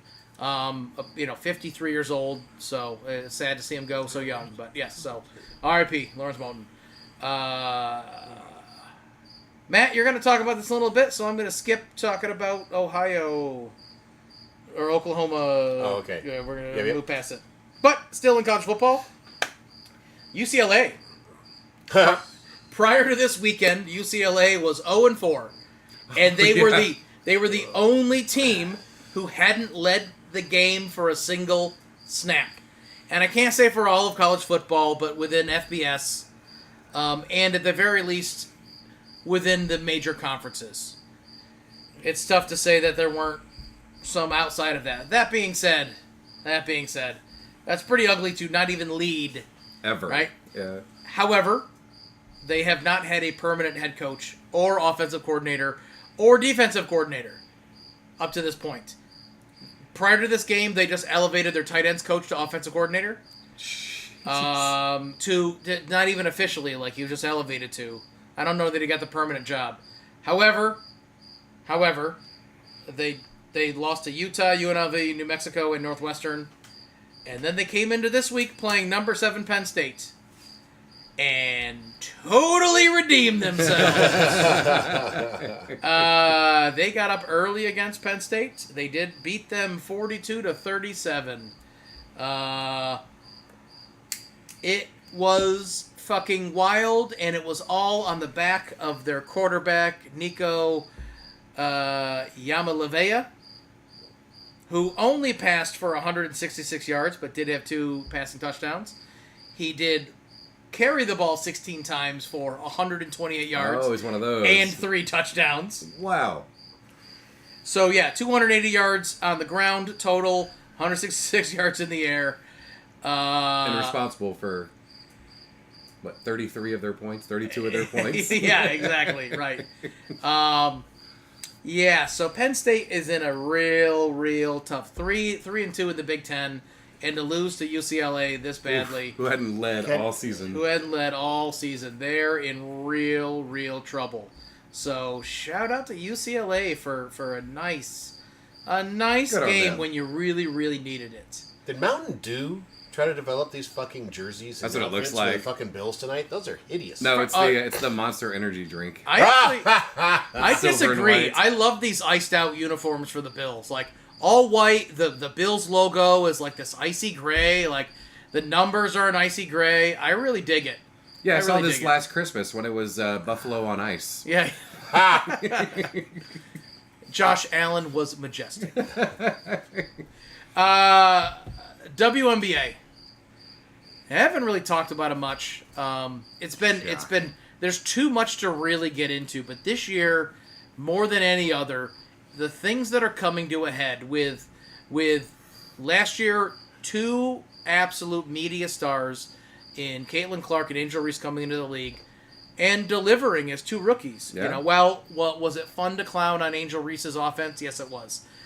But when the ball is in her vicinity, does she get her hands on it? Yes, she does. Right? Well, that's because she's missing her own shots. Caitlin, whatever. Hey, but she's getting her A rebound's a rebound. Yeah. Rebounds, doesn't matter. She's out there scrapping, playing hard. Okay. And also as a personality, bringing eyes to this sport, right? Yep. And that's really what they've been talking about. Then you bring in Paige Beckers this year, who's been playing great ball on a shit team in Dallas. Anyways, one of the best in the league, Nafisi Collier, had a little bit of a conference on the microphone talking about a meeting that she had with Kathy Engelbert, the head of the WNBA. They were talking about Caitlin and Angel being underpaid, right? All of them in general, but especially a lot. This was very specifically around the fact that you bring in these superstar rookies that are on this 4-year contract, and they aren't getting paid, right? The numbers that they're get, like what they're are adding low, to that league, and what they're adding to Yeah. the league. And what Nafisa Collier was said from Kathy Engelbert was that Caitlyn should be grateful she makes $16 million off the court, because without the platform the WNBA gives her, she wouldn't have made anything. She also made something in the same vein of players should be on their knees thanking the league. And that was also had to do with the new media and namesake rights that are getting negotiated. Oh, I'm sorry. The people that make your league worth watching, and there's a new negotiated namesake rights contract out there, and they should be on your knees thanking you? Right. This sounds like every NFL owner in the 50s talking about every black player. Yes. Now, Kathy Engelbert did get out there and make some statements, and from her first response back, it was the most politician response ever. She didn't actually full-on deny that she didn't specifically say that about Caitlin Clark. It was very much like my statements were taken out of context and whatever. She did eventually, someone held her feet to the fire, and she was like, I didn't say that. Hey, I'm sure there's no proof in there. That being said, you dodged a lot of the things that you were accused of saying, and then you very simply were like, yeah, but I didn't actually say that. Maybe you didn't. Maybe you didn't. Yet, the situation remains that this league is trying to grow faster than you have your hands around, and you're not out there championing them. The people that are making you money, not you. Mm-hmm. The only reason that I know Kathy Engelbert is because I had to write her name down, because I'm not going to remember her name tomorrow. Nope. Right? Right? Sounds like she needs to be replaced, to be quite honest with you. Fee Collier has been a fucking stud in the league for a while. She's one of the best. She's awesome. I know her name. I knew her name before this conference. I'll know her name tomorrow. One of you is not the same, and one of you needs to fucking step up and recognize that, yes, the way that the profit sharing and all those things, how they exist, need to change. But you cannot compare yourself to these leagues that have been building for 100 years, because the acceleration related to media is so much faster today. It didn't exist before. It didn't exist before, and you have to catch up. You can't say the NBA's had 100 years. I'm sorry. You don't have that luxury. You need to step on the fucking gas pedal and recognize that if you're going to build, that your league needs to take less profit and your players need to shine. Because if you don't pay your players and let them shine, there's going to be other people willing to invest money, and the NBA is going to disappear. And WNBA is going to disappear in a hurry. Yep. You will be a B league. And by the way, they can make feeder. money in the off season from the WNBA by going to play in other countries, which I know sounds ridiculous, but they can make more money playing in those other countries. And Fee Collier, she's one of the ones that like the other summer league, and I forget what it's called right now. Not the Big Three. That's I forget what their league is. But like the NBA-ish thing. Yeah. Like that's really fun, and it's playing during the summer. It's getting some eyes too. And that is actually 3-on-3 is fun to watch. Yep. It's really fun to watch. And if there aren't 12-year-old girls watching these WNBA All-Stars, they're not going to be like, oh, I want to do that. Let me play. You know, and you're going to lose your player base. You know, absolutely. So the last thing that I want to talk about is related to Major League Baseball. We are finally in the postseason. I guess I have to talk about them. Oh, we don't have to, because the Astros fucked it all up. But one of the things that is getting talked about is the American League MVP race. Arguably, it's probably going to go to Aaron Judge, but Cal Raleigh made a good push for it, so I want to share some of these stats. Aaron Judge versus Cal Raleigh. Because Aaron Judge is now likely to be the guaranteed. At one point, Cal Raleigh, who did get 60 home runs, which is broke the Mariners record. Cal Ripken Jr. Yep. That is respectable. He did miss. And he's an infielder, right? A first baseman, second, he's a third? catcher. Yeah, he's a catcher, He's a right? catcher. But he's a righty, right? Not even. Oh, he's a switch hitter too. Yeah, okay. Right. Fucking incredible. Absolutely. But all right. So when you look at the WAR, which I'm sure that's a real stat. I know it's this weird contrived thing, but Aaron Judge has got the WAR. When it comes to hits, Aaron Judge has got that by 30 hits overall.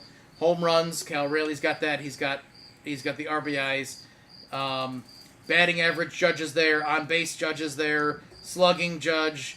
On base percentage, Judge. It's leaning like it's going to be another year for Judge. But that isn't what's fun. It's that Cal Rayleigh. Cal doesn't get to fucking rest. He's the catcher. Oh, yes. You're out there while Judge is sitting there eating fucking sesame seeds or whatever. Yeah. Right. But this is not a baseball conversation. I apologize. But what I really want to talk about is that while that is fun and all, Cal Rayleigh, as a catcher, which makes a lot of sense, has the nickname the Big Dumper. Big Dumper. And I would like to discuss, for all of you, how he got that nickname, and I'm only accepting wrong answers. It was a very unfortunate incident when he was in the minor leagues, and they were traveling by bus. And someone was already in the bathroom. And he shit himself. The Big Dumper. The Big Dumper? All right. Eric? I have 3. I will run through them very quickly. Someone might have clogged multiple campground bathrooms at a state park. Eric. Has been confronted by state police for shitting on the side of an interstate. Eric. His mom had to put on 2 diapers instead of 1 as a baby to prevent spillage. Eric. Big Dumper. I like all of them. Yeah. Yeah, buddy? Are you saving yours for last? Well, I asked the question. I don't know why I have to have an answer. I'm sure you have one. Oh, I don't know. No, Brian, I'm curious what you have. All right, so You didn't do your homework. he went to school in Florida State. So Florida State. If you're familiar with Florida, Florida State is located in the armpit of Florida. It is disgusting. It is gross. It is humid and sweaty all the time. Where FSU is located. It's Tallahassee, Florida. It's disgusting. But he actually had a recipe passed down to him from, I believe it was 4 or 5 generations, where he would spend all day long slow cooking all day long this amazing chili. Just slow cooking all day long. And one day he was preparing this for his FSU team. It was before practice, before the season started. And so it's just a kind of informal gathering, friends and family, close ones. But it's about 320 people were at this party. And he didn't realize that when he had let it simmer for the last 5 hours of the cook, that it ran out of propane. And so this chili was just sitting unheated in this giant fucking vat for hours in the humid Florida sun. And everybody still ate it. It tasted great, but you know what happens when you eat food that sits out too long? A couple hours later, And the unfortunate part was everybody picked on him about it, but the chili itself, his great-great-great-grandma called it the Big Dumper, because she would just dump everything she had left over for the week to make this chili for Sunday church. And so the name stuck, and now it ruined the name of his great-great-great-great-grandma's chili. Tragic. Now it's just his awful nickname. Tragic. Shout out, Grandma. I bet the chili was great. I honestly thought you were going to go down an office when Kevin dumped the chili. Well, that would have been a lot fucking easier. Nice. Oh, is the original Nice. is the original Yeah. Wow, I can't even talk. Origin story for Kevin's chili. Yeah, right. There we go. Nice. That was Yeah. close. Do you have any more, Matt? Oh, I only had the one. We did it. No. So the reality is, and again, wrong answer only. He's actually the one who was the cause of the Dave Matthews bus dumping incident. Oh, nice. Nice. And that is the NFL. Okay.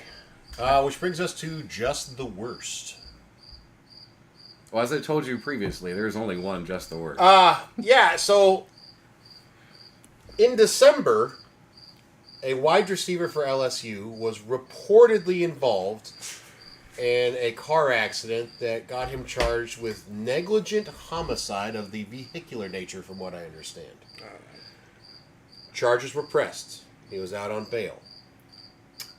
This happened in December, and then about a few days before the draft, he apparently was in an argument with someone in his family, discharged a firearm into the ground. When police arrived, he had already left. Car ended up wrecking. It was found that he had committed suicide and shot himself while doing so. horribly tragic event, regardless. So it came out this week. They found footage. He was behind the accident. By 18 seconds. Yeah, had Yes, nothing to do with was it. nowhere near it. Somehow through this, statements were made where it's like, don't forget to mention that green Charger that slammed on the fancy-ass brakes. car there. Yeah. That didn't. So yeah, apparently it's come out this week. The lawyer has evidence that proves that he didn't do anything wrong. This kid went down apparently, I don't know a whole lot about it because everything, but down a horrible spiral of depression. Like thinking he ruined his professional career. Seeing the draft come up, opportunities. knowing he wouldn't be drafted, he was considered someone that would be. Oh, he was considered a good prospect. Yes, and he Yep. completely thought he had lost his chance at a career in the NFL and also his freedom. And it turns out he actually, if this is all true, did I nothing wrong. I saw the video. From the video. Yeah. The video of his green car. Yes. By the way, it's not even it's like it is regular ass color cars and then this neon The lime kind you would green. suspect at a hit and run. Yep. Yeah. So yeah, that is And he clearly had other mental issues going on. Yes. But if that was the fucking igniter for it, And then, you know, and his parents, after he committed suicide, were like, check on your kids, check on their mental health. And I will second that wholeheartedly. But what the fuck? When you are working your whole life towards this goal and you think that it's been about to get from snatched you away. and your life. Right. And yes, like you're going to jail You're staring for down jail. for manslaughter. Yeah. And It's you're like, sitting there going, I didn't do this. not even close. Right? Yep. Like I hate to use a Chris Rock joke in there. But like it's like, I didn't touch that bitch! You gotta believe me! Yeah. You know, yeah. like yeah. Yeah. yeah. It's just an absolute tragic series of events. Yeah. So that is just the worst for this week. I have one, and man, oh man, way to take the air. The wind out of the sails. I'm sorry, man. Ooh, yeah, because mine is this conflict, the personal conflict that I'm having. One of them is there's apparently a very popular song on the radio that's all about a dong that I clearly want to listen to, but it's also Taylor Swift, and I don't, and I find that just the worst. Songs about wieners? Yes. Taylor Swift? No. How? Boo! What are the odds it's about Kelsey? Oh, apparently it's literally apparently the song is called Wood, and it's essentially apparently a song about his dick. It's a wooden prosthetic? One of the lyrics that popped up Swedish said, penis pump said, why said, they're his bag? "It's what made me spread my thighs." Like it is about Travis Kelce's dick. Do I want to hear a song about a dong? Yes, I do. Do I want to hear a Taylor Swift song? No, I don't. And I think that's just the worst because I like wiener songs. So you know. Apparently, it's 2 minutes and 30 seconds long, and guess it's like 9 inches to 23 centimeters.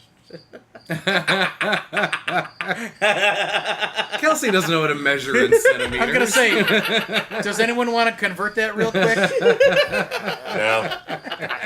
I don't have something super sad or penis related. And I don't. Not even penis adjacent. I'm sorry. Best segue ever. And I don't think he's a bad person, and I don't think he should be fired per se. But Scott kind of brought it up. When Penn State lost to UCLA, James Franklin has been the head coach of Penn State for like 12 years, and he is 4-21 versus top 10 opponents. Yeah. And I'm not saying that he no, should it's win all time the to go. Listen, all how the do you time. how do you get people to stop focusing on not being able to win the big game, Eric? Win You the lose big the game. little game. Yeah, but no, I even think that if you're a Penn State, if you're any college football fan, if you go like 500 in big games, you're okay. But like 4-21 is that's the Bills versus the Patriots. All right, and what? Here's the thing. With nothing else, though. That's worse than the Bills versus. Going- no, it's going- better than the right. Bills versus the Patriots. Going but it's 4-20 bad. in big games when you are 4-20. not a great team. No, versus when they were in the top 10 playing other top 10 opponents. No. My point is, if that's your record, but you're not a good team, Yeah. okay, Like you aren't You won winning 4 against big teams. exactly Yeah, yeah. right. Good job. When But you're the fucking storied history of when you're Penn fucking State, Penn you know? State, Yeah. the expectation is you are an elite team. He brought penises back into it when Yeah. you're fucking Penn State. And I don't think James Franklin is a bad coach or anything like I think that, that was but a it just defensive like coordinator back in the day. it just if you were in the top 10 and Yeah. over Yep, your yep, tenure, you've gone 4-21 Yeah. versus other top 10 opponents. He's got That's a not good. shelf life that is Yeah. ready to turn. That's Yes. for sure. Okay. Being that was a rather depressing segment, I decided to pull up a few things that I thought were just the best so far this Oh. season. Now we're going to start off with, I'm going to mention these again. Emeka Egbuka, first rookie wide receiver in his first 5 games to have 25 catches and 5 touchdown catches. We also have the Dylan Gabriel being the second rookie quarterback ever for the Browns to have a game with 2 touchdowns and 0 interceptions. We also had David Montgomery and Jahmyr Gibbs, 14th time today that they each had a touchdown in the same game, tying the record held by Emmitt Smith and Darrell Moose Johnson. Holy shit! Wow. Derrick Henry scored his 110th rushing touchdown today, which tied him with Walter Payton for 5th all time. Oh, I love a big that. one. That's a I big love one, that. yeah. I love that. Lions safety Kirby Joseph. Hold on, I have to pull something up real fast. Had his 20th interception in his career today. He is in his 4th season currently. Nice. The most interceptions ever in your first 4 seasons, held by J.C. Jackson of the Patriots at 25, then Richard Sherman at 24, then Marcus Peters at 22, then Ed Reed at 22. Holy shit. Kirby Joseph is 5 games into his 4th season, and he is at 20 for 5th That's all impressive time. as hell. Wow. Really, really impressive. Wow. And then the last one I have, Roma Dunze, at least 1 touchdown in the first 4 games of the season. He is the first Bear to do that since Walter Payton in 1986. So there's some happy shit from what's going Yeah, on in this yeah. football season. There's also some Puka Nacua stats that are. We'll have to get into those too. I don't have any pulled up. I forgot. I had one other one because Scott and I we're going to talk about this. For the Oklahoma Sooners, their starting quarterbacks from 2015 to 2023 are all starting in the NFL right now. Holy shit. Baker Mayfield, Jalen Hurts, Kyler Murray, Spencer Rattler, Caleb Williams, and Dylan Gabriel. I had no idea Gabriel went there. He transferred after 2023, but yeah, Right. that is really fucking impressive. Yep. Yeah. Yeah. Considering I don't even know who started for them last year. Mm-hmm. But they would have had to have been drafted and then playing. Like that there's a 1 year gap. Yeah. And that's it. Man. Eric, do you know who started for Oklahoma last year? Oh no, you're a Sooner. You're not a. No, that is the Oklahoma Oh, I'm Sooners. sorry, yeah, No, this you're- is his yeah, team. yeah, He should yeah, absolutely yeah, know who their yeah. starting quarterback was last year. Oh Yeah. my god. Well, I thought they were his team. Yeah. No. Well, is he could have been active last year It's too. I don't know. Lawton McTulsa. Yeah. Oh yeah, right, of course, yeah. It's Lawton what Oklahoma City. it's Whataburger for itself. Whataburger Fort Seal. There you go. Okay. Why don't we go over last week's Squeak Streaks and see what Eric got right or wrong? So last week, Eric picked 3 streaks. One of them, the game actually happened, and he was right on that one. That Saquon averaged under 3 yards per carry. The other 2, we had to wait. Yeah, 2.26 yards per carry. Oh. Yep. Okay. Oh yeah, he had like another 50, Saquon 60 one passing coming up. yards. He said that Garrett Wilson will have 9 catches. He only had 6. And then Jordan Love will throw for under 200 yards in a loss. And no, he had 337 in a tie. All right. And what did he have for this week? And then this previous one, he said McCaffrey's going to have over 10 yards receiving per catch. He did. There you go. He said Carson Wentz can throw for over 300 in a loss. No, he threw for 236, but in a win. And we got to wait until Monday to see if Juju Smith-Schuster averages 9 yards per carry. Okay, I got some hot takes for you guys. So, this upcoming weekend, Baker Mayfield will have over 270 yards passing for the second week in a row by the end of the third quarter next week versus the Niners. Oh, that's juicy. Yes, I like doing Saquon picks. Saquon will rush for under 60 yards second week in a row versus Scott's Giants. next week. I don't know about a win or loss, but If that D shows up, that's a possibility. That's what Okay. she said. and then the last one, David Njoku will average at least 10 yards per catch versus Steelers next week in a loss. Well, Okay. to be honest, he only has to get one catch for 10 yards, so, Well, he had like 5 catches today. But he's going to have that and catch 1 for 2 and fuck up his By the stat. way, last year for the Sooners was Jackson Arnold, Yeah, and he I was a love that guy. sophomore, and now he's at Auburn. Ah. Okay. So they didn't have a senior, they didn't have anyone going to the draft. So literally, Yeah. Streak is over. Yep. Not making excuses. Matt can give me all the grief he wants. With the transfer portal, it's hard to keep track. of- But I'm just saying, like the fact that it was from 2023, right? And there wasn't a senior who was able to get drafted. Yeah. So Yep. But it just like when that's an impressive. when run. you go back in the day, like you're Oh, yeah, they Like- played for at least 3 like years. Pat Mahomes Yeah. was the quarterback at Texas Tech for at least 2 years or 3 years, and you just like knew that. And now everyone leaves once a season. How do we do in our picks last week for this week so far? This week so far, we suck. Yes. Matt, you only have 4 correct. Oh, I love it. Scotty's got 5. All right. I have 6. And Okay. Eric has 7. Ooh, This is okay. a bad week for us. Yeah, I mean, no one, shit. we all picked Denver. Only Eric picked the Niners to beat the Rams. And we all picked the Giants to beat the Saints. So Wow. that's going to fucking take us right there, you know? Okay. Where are we in total? I don't know. Okay. I wait till we get closer, like Okay, fair enough. mid-season. All right, Yeah. fair enough. But this week, Thursday game, we get to see the Giants host Philadelphia. A Philadelphia that just lost with a rookie quarterback for the Giants without Malik Neighbors. That is not a fun recipe. And they didn't lose to the Bills or, you know, No. they lost to the fucking Broncos. So Yeah. they're going to be fucking pissed. And it's a short Yeah. trip for them. But as you already pointed out, the Broncos that were 2 close losses. Yeah. Oh, I think they're a good team. Yeah. I don't think the Giants can take that kind of anger management that Philly's going through right now. I am going to take the Giants because I really don't feel like picking Yay! in conference. So. You know, I don't blame you there. Yeah. I will say that I think that Squeak Streak is incorrect on Saquon Barkley here. Because I think running the ball is going to be something they need to do because they need to avoid that pass rush for the Giants. and they So- didn't do it this week, and it fucking cost them. Yes, Yeah. so I think they go back to running the ball. And I think Like that Saquon gets like I think 180. Saquon, yeah. Maybe not that much, because I do really like the Giants' defensive line, but I think the defensive line is built more for pass rush than for stopping the run. Although Dexter Lawrence is just a fucking phenomenal defensive tackle. I think the Eagles will have enough to win this, but I do think Scattaboo and Dart continue to show that there are glimmers of hope for the future with the rookies. If we I can don't get see there being while like- Scattaboo is still able to play in the NFL when they're good, that'd be great. Yep, yep. But no, I think the Eagles can pull this one out. Jalen Carter and the rest of that defensive line are going to make life Can hell on pull Jackson this Dart. one out. Yep. And so much as they're probably going to win by like 13. You're being so nice. I am. Eric? Yeah, Eagles too.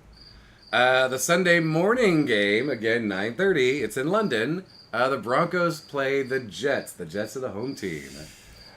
Nothing is going right. You don't want for to the pick Justin Jets. Fields? No, because I picked him last week because I really wanted a Matt Eberflus revenge game. It really wasn't anything against the Cowboys. Just I hate Matt Eberflus. Yep, I know. Like fuck that guy. But no, I don't. I see the Broncos winning that game pretty handily. I do as think well. I think that this year the Broncos actually, like the last time they had to go to London, they were kept up the whole flight by Russell Wilson doing lunges up and down the aisles. I completely forgot about that too. What a piece of shit, man! Like I think that that's the only reason they're going to win. I got Denver. I'm sorry. The Jets are not a complete team. Denver is playing. I don't care who's got jet lag. Like Denver's playing great ball. Their offense is good. Their defense is better. Yeah. Yep. Yeah. Denver around. The Cards go to Indianapolis. Well, Indianapolis. It's interesting because I think the Miami hot coaching seat is still very warm, but I think the Arizona coaching seat is on fire right now, and I think it's going to be even worse after this game. I think the Colts are going to absolutely fuck up the Cardinals. The Colts are fired up. Mm-hmm. They are ready to fucking play football, and I don't see them. Well, they're like Arizona. They're gonna quit. Like they don't. I'm not getting that from Indianapolis. Like. They see the future. Their eyes are on playoffs. Yep. And they're not taking their eyes off playoffs. So fucking Indianapolis at home. I'm sorry, Arizona, but you've lost so much. I kept rooting for you this year. I thought you were going to be that team that didn't give up, but fucking hell, man. And maybe still not, but I don't think it's going to happen against Indy. They're yeah. The Browns visit the Steelers. You know, it is unfortunate in my mind because I do really like that Cleveland defense, but no. I see T.J. Watt and the Steelers defense showing up to play. I think that Aaron Rodgers, as much as I cannot stand that man, will do enough to get the Steelers the win. I'm going to go Cleveland. I really want to see 2 in a row for Dylan Gabriel. I think that the Cleveland defense is really fucking good. Really fucking good. It's going to be a defensive, which is what it should be. Cleveland and Pittsburgh, defensive showdown. I'm fucking loving it. This really should be like a 13-12 game. Hell yeah! But almost a tie. I would really like to see Cleveland pull this one out over Pittsburgh. I'd love to see Tomlin's streak continue, but I would love to see Aaron Rodgers fall more. Same here. I think the Browns can pull this one off. I think Pittsburgh coming off a bye is not good for them. Because the way the team is now, I think they need more consistency for Rodgers to keep producing. I don't think a week off is going to make him better. And I think Cleveland kind of showed today, hey, we're not the fucking worst. Mm-hmm. They're not that bad. They're not that bad. Put me down for the Steelers, but I don't think they're gonna make noise in the playoffs. Oh God, no. Yeah, okay. I just think this is like a coin flip. So we're talking about week 6. Yeah. Do the Cowboys have a prayer visiting Carolina? I'd love to see Rico Dowdle go for 200 again, but it won't matter because the Cowboys are gonna fucking whoop that ass. Anybody not picking Dallas? No. I'm picking I tell you what, I want it to happen just so bad. Just because fuck them? Yeah. So are you picking Carolina? Yeah. All right. Yeah, I was I really want to pick Carolina, but I just don't see it 2 weeks in a row. I just want Jerry Jones looking stupid I don't on the either. sideline. That's Yeah. I will say this. I think that Pickens, and I realize CeeDee Lamb is hurt right now, and so it's opening more opportunities for him. But I think Pickens actually stepped into a pretty good position here with Dallas. Yeah. He is a player who, if he can keep his head on his shoulders this season, will get a very large contract in the offseason from somebody. He's just proving that when they throw the ball to him, he will fight and catch it almost all the time. He's very good. Yeah. So to have him as a backup because CD got hurt is, whew. And Javonte Williams. This offense is humming right now, and I know people clown on Dak Prescott a lot, and yes, he hasn't come through in the playoffs, but he's playing really good football this season. He's putting up some yardage too. He really is. And again, you're missing your center, your left guard, and CeeDee Lamb, and you're still putting up huge points. Yep. I don't see how you can't pick Dallas in this game. I would love to see. I'm still picking Dallas, but after Eric picked the Panthers, I would love to see. It's it's that game that everyone thinks Dallas is going to win. It's not a blowout, but it's we're going to win. And Jerry Jones comes down from the luxury suites, and he goes to the field, and then they fucking lose. He's got to sneak away. It won't happen. He won't be there. Are you talking about Mary Moans? Yeah. Oh, okay. Who is the owner of the Panthers that's also kind of Jerry Saleh? Jones-esque? No, not No. Saleh. Tedder? No. Whitey McRedface. Yeah, but they both suck. I can't think of his name. Yeah. No, Saleh was David Tepper. David Tepper, Tepper. yeah. Okay. Yeah, that guy is Jerry Jones adjacent. The man who was Yeah, upset yeah. because he said the Texans meant to win that game, so they wouldn't have to choose Bryce Young. Dude, you can pick whoever you want. You had the first pick. Yep. You should always mean to win a game. What a whiny little bitch, man. Chargers visit Miami. Chargers. get right game for the LA Chargers, in my opinion. I really want a Chargers loss. I don't see it happening against No. the fucking And you know, Dolphins. even if it's a roasting day in Miami, like Yeah. It's still a team that plays in the heat. Yeah. So. Did you see that teams are now bringing their own shade tents? I was like, this is very smart. And for a while, Miami was kind of like, no, this is not. Or they went to the NFL and bitched about it. They're like, no, we set up our sidelines. You're not allowed extra gear. There's an approved list that is not on the approved list. And the NFL was like, here's the new approved list. It was like, fuck yeah, it is. Well, it's also a patient safety thing, or a player safety thing. Like Which you can turn into patients real want fast. you don't want cramping because that's dehydration. Dehydration leads to a lot of other heat related issues. Yep. This is just wise on the NFL's part to make sure their players are healthy. Yep. They do very little to make sure of that, but this is a good step in the right direction. This one you can see. So You think maybe $500 million into helmet technology so that the fucking Guardian cap isn't your best choice. Moving on. Put me down Sorry. for the Dolphins. Ooh. I don't like Jim Harbaugh. No reason why. I just don't. Yeah, that works. The Rams visit the Ravens. Oh, Puka might have fucking 25 catches for 190 yards in this one. Holy shit. I mean, all right. I'm saying the Rams right away, and I'm not changing my mind. I'm not talking myself out of it when I say this. I do think Baltimore can get 8 wins. They're gonna lose to the Rams, but they have it in them to get these wins. This is crazy. I think they're a much better team. It's just hidden. Yep. They're going to lose to the Rams, and then they're going to have to fight back, and we're going to watch an incredible run of football. Just not next week. Yeah, I think they have it in them to beat the Rams, but I don't see it happening. Yeah. No, I see the Rams winning this game. Same. All right. The Niners go to the Bucks. This will be a good one. Oh, the 29ers versus the Buccaneers. Fucking, you know me. I'm listen. Team Baker. Team Baker. Like this motherfucker's like I will go down to the last second, and will grit my way through. We haven't seen someone who's wanted to win this badly in a long time. Yeah. Like this badly. Like he's still that chip on his shoulder is not going away. And, like, really, like, they fucking really lucked out with that win this week. So. Yes. Yeah, it was a hell of a game. I also think by San the Francisco- Buccaneers. I think San Francisco got lucky with this win.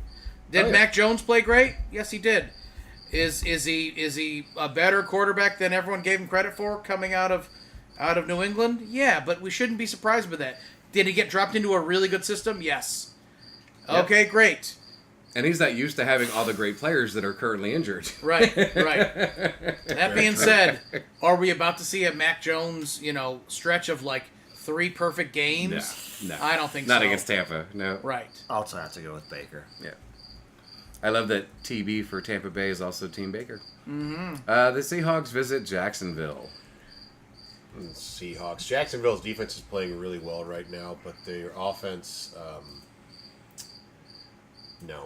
I don't like much of anything they're doing on offense right now. With Shane Waldron as your passing game coordinator, you're finding out what the Seahawks and the Bears found out. Jackson Smith and Jigba, when asked about the Bears signing Shane Waldron after Pete Carroll and the entire offensive coaching staff was let go, was like, "Are we live? Oh, we are. Good luck with that." Was there his it response. Yep. And they were terrible in the passing game last year. And this year, Roma Dunze's blowing up. Last year, Brian Thomas Jr. was doing fantastic as a wide receiver. And this year, he's running these very basic, simple, limited routes that have been the issue with Waldron's offenses the entire time he's been an offensive coordinator or in charge of any aspect of the offense. Until they make a change there, I don't see Brian Thomas Jr. improving. And so I do not see the Jags winning this game. Me neither. Seahawks all the way. Yep. This one Duval. This one's tough. Put me down for Jacksonville. Oh, wow. Really? Yeah. All right. The Titans play the Raiders. Oh, God. Like, That's Like- quality television. fucking barf. I'm sorry. But you were talking about the Titans are finally looking a little bit better. I love the way that they scrapped and fought their way to it. But I'm at. Yeah. I mean, they're both fucking garbage. I know so- it. But like Vegas at home and like not because there's a home field advantage. I shouldn't even say Vegas at home. Just Vegas because they don't have a home field advantage. So, I think their one singular defensive player can get them there. I think they have a better offensive run with because they have some talent there. That, don't get me wrong. Tennessee showed heart, but good for them on a win. But I don't think they've got 2 in a row in them. Maddie? It's a tough one. Because the defensive line in Tennessee is very good and the Raiders' offensive line is not, I am very tempted to take Tennessee here. Tempted. Yep. Because I still think Max Crosby fucks Tennessee's offense up. All right. And I think Jeanty does enough to help the Raiders get a win. Oh, Janty's back in But his I think this fucking is a close game. Yeah, they also... Mike Myers stance. Yeah, the Yeah, Mike Myers yeah. were just standing, which apparently Jameer Gibbs does also. I didn't know that, but... I'm going Titans. I don't blame you. Like, it's a tough choice. It's Like, this tough, is not yeah. a game of... If- oh, yeah, this one definitely is the better Yeah, team. Like, yeah. If there wasn't a tie last week, I'd pick tie for this game. for sure. So, like, we're not going to get ties 2 weeks apart. If you Brock know? Bowers was healthy, I would feel a lot better about the Raiders winning this. Yeah. But I think Jacoby Myers has been a misused weapon for the last 3 weeks. I think they need to get back on track of stop trying to force feed Trey Tucker deep shots and get just Yep. some of the intermediate Just get throws yards, that get Myers first can downs. do to gain the first down. Like, just move the fucking sticks. Yeah. Yep. Eric? I want the Raiders to win because I just am such a fan of Max Crosby, and I feel so bad that he is just like Yep. mired Yep. in fucking purgatory. Like, how much would we love it if he played for fucking Tampa right now? Oh, Oh my god, I'd be my buying a God. goddamn Buccaneers jersey. Dude, you know? holy shit. Like, Baker and Crosby on one Right? team Oh. together. Oh, Ah, shit. dude. The universe can't handle that much No. fucking chip on shoulder, bro. No. One end of the stadium would be tilted because of the size of the chips on their shoulders. I mean, my God. You know Baker and Max would have an insane handshake at, like that midfield line. Taylor like, Swift would be singing about their nutsacks. yeah. Yeah, There'd be like Chips Day at the arena where one side it's Baker, the other side. yeah, I will say, last week after the Bears won that game, Caleb Williams was like, yeah, that was the best defensive player I have ever gone against. Like, no holds barred. Like, that was the best I've ever played against. Yeah. He's like, I've only played in the league for a little short time, but that guy is great. And I can't argue with Yeah. any bit of that. Yep. Max Crosby deserves a lot more recognition than he gets. And it's I'm not going to compare Max Crosby to Barry Sanders, but it's just like this Hall of Fame player is Stuck on a on team. shit. No, it's not Yeah. hard to find a comparison. You know what I I mean? mean, Myles I Garrett, agree with dude. that. Miles Yeah. Garrett, yeah. Like, Myles Garrett at least has other players on the defense. Yeah. But could you imagine Barry Sanders on the '90s Cowboys with Oh, that exactly. O-line? Well, yeah, I mean, Oh that's my always God. the question. Yeah. But yeah, exactly. Every time he scores a touchdown, is this flag football? You know? How come nobody touched me? The Bengals go to Green Bay. Oh, well, Green Bay's coming off the bye, and the Bengals suck. So Green Bay by about 40. Yeah, sure. Yeah, Green Bay This rested. isn't a get-right game for the Bengals. Yeah, I mean, listen, yeah, This is a get right game for Micah Parsons, Oh, who had a great game against yeah, the Cowboys. But you're trying to tell me that Matt LaFleur isn't sitting in that locker room being like, the fucking Lions let them score 3 touchdowns in the fourth quarter. Let's watch every one of them. We're not resting on this. Do you see what just happened? Yep. Let's make Detroit look shitty. Yep. Hell yes. After fucking Hell yes. tying the Cowboys. Yeah. Hell yes. yeah, their And a practices- week off to think about that shit. Oh, Yeah, Green Bay cross. Green Bay by 3 scores. Oh, by 3. Oh. The Patriots go to the Saints. That's going to be a bad game. Wow. I mean, listen, obviously the Saints are an incredible team to beat the Giants like they did. Obviously. Obviously. Listen, I think New England's going to win. That's my pick. That being said, I would love to see New Orleans keep up this. Who the fuck are you? Yep. Like I would love to see it like a field goal win, kind of. You know what I mean? Like, can they play that kind Recover of game? onside kick for a field goal with 30 seconds left to play. Yeah. Yeah, just like I would love to see them. Like, hold on, we ain't dead yet. I don't think they're gonna win. I think New England's got it, but damn, I want to see that game. I already put New England for everybody. Is that okay? Yeah, that's fine. This one I go back and forth with. I've changed my pick 100 times. The Lions at Kansas City. Lions. Give me Lions. Lions. I want to, but at some point, fucking Kansas City's got to pull their fucking Kansas City shit. They're like, oh yeah, we're really fucking good. Let's start demolishing people. Their defense is still great, and Detroit is not the monster they were last year. I don't want Kansas City to win, but I think like Kansas City has a genuine home field advantage. Yep. Oh, But the home field But advantage. the Lions have beaten them there before. Yep. Sure have. And if you don't have Chris Jones or Karlaftis on the field, If you're taking my beer, the Chiefs are having a hard time getting a pass rush without those two. I could see the running game for the Lions working in this to open up the play action passes and golf. You literally just hitting. drank my beer. I didn't really. Jameson Williams is due for a fucking game, man. Yeah. Yeah. And I don't know why, but I think he's Maybe going to another have it against the touchdown pass Chiefs, and for I Montgomery? think the Lions beat the Chiefs. I'm picking the Lions. Is this a refill request? It's Greggy's. See, now I just fucking I hate fucking picking an AFC West team to beat a good team that isn't mine. You know. Fuck it, we got so many across the board the same. I'm gonna stay with the Kansas City. Okay. You didn't even choose your team last week. I didn't. Yeah, probably for the first time. It's the fucking Eagles. Monday night, the Bills play the Falcons. Bills. Bills. They're not looking so good against fucking New I England don't right care. now. I don't care. So the Bills have the second or third worst defense against the run. The Falcons run very well. I think the Bills will win, but I think it'll be a close game, probably like 27-24. With Kyle Pitts miraculously having a touchdown. He's one catch for 3 yards and a touchdown. Something like that. No. 2 catches for -1 yards and a touchdown. Nice. I'm going Falcons. I think they're just gonna fuck shit up. You know, Ouch. Okay. Eric. Well, I think You're no, harsh saying Falcon, isn't that? kind of. Just go Falcon. Actually, yes. Yes, Falcons. Really? Yeah. Well, now I want to change mine. Why? He got more right this week.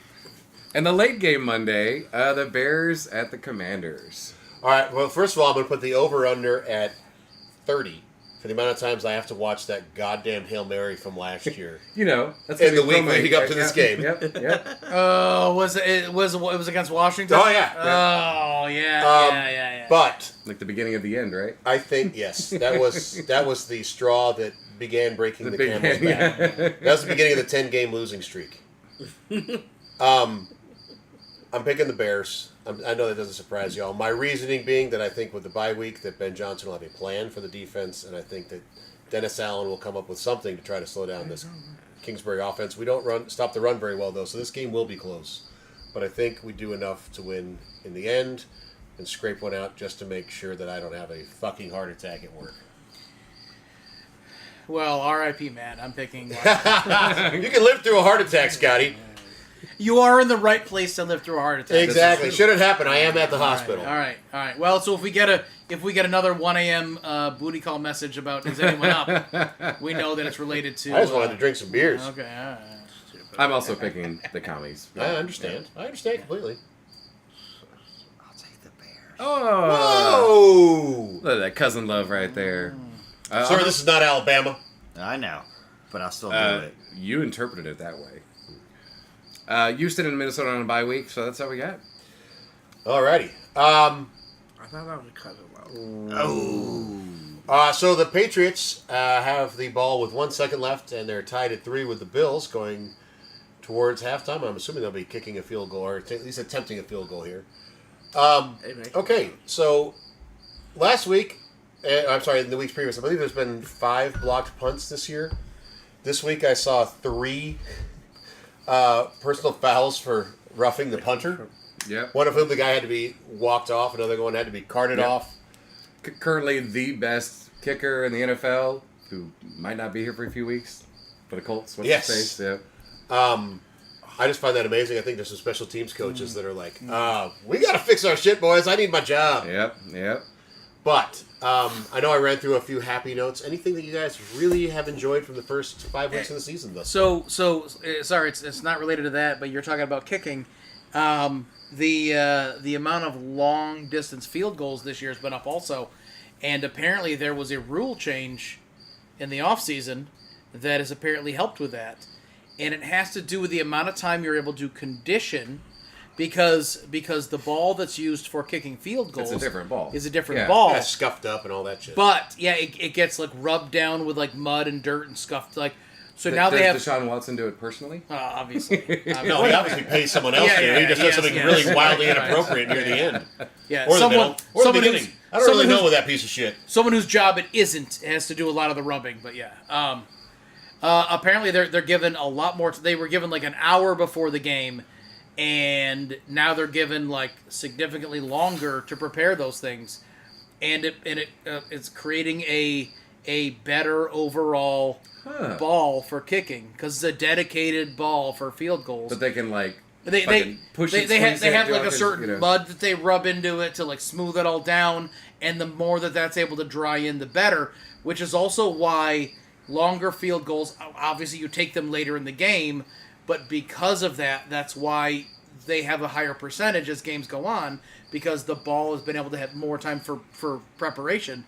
But now they're getting those earlier on, and it's in better shape. Huh. So it's actually a slight rule change that's helping those the I forget what they call those specific balls for field goals, but like Footballs. they have a special name for it. The special name, Well, man. they're actually kicked. They're This- footballs. The special name for it, man. Because like they let quarterbacks do that for I don't know how many decades. Yeah, yeah. They would go out there way before a game and like pick their balls that they want to throw with. Yes. And One in team- particular was letting air out of the ball. And like, but each team had their own set. So it's like, why not let fucking kickers do it? And you they know? have, and I they like have, that, but there's yeah. apparently now you have longer to prep them, and that's helping the grip and control, because that's what we have. So like I found that really interesting to learn that, and whether that's good or bad for the game, I'm not 100% convinced.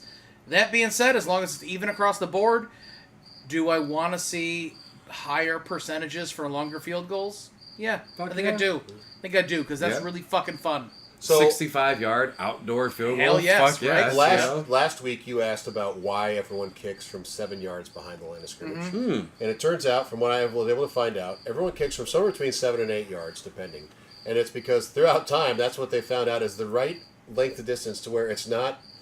Because if we went back a whole lot further, the guys that are coming off the edge wouldn't have the angle they would have to, that it's so difficult to Yeah. block it. So it'd be a lot easier for them to scream off the edge and block it if they were any Gotcha, further yeah. back. It's just that happens to be about the right yardage to make it as difficult as possible for anyone to come in and block it, while Yeah. also still be able to get the trajectory that you need to Yeah. make the field goal. Yeah, the that field makes goals. sense. Yeah. So it was just, there is no rule. that was They one could of kick our it from guesses. 15 yards Yeah. back if they wanted to, but yeah, you would have someone that wouldn't need this sharp angle off the edge. They could basically do a straight line Gotcha. to fuck you up.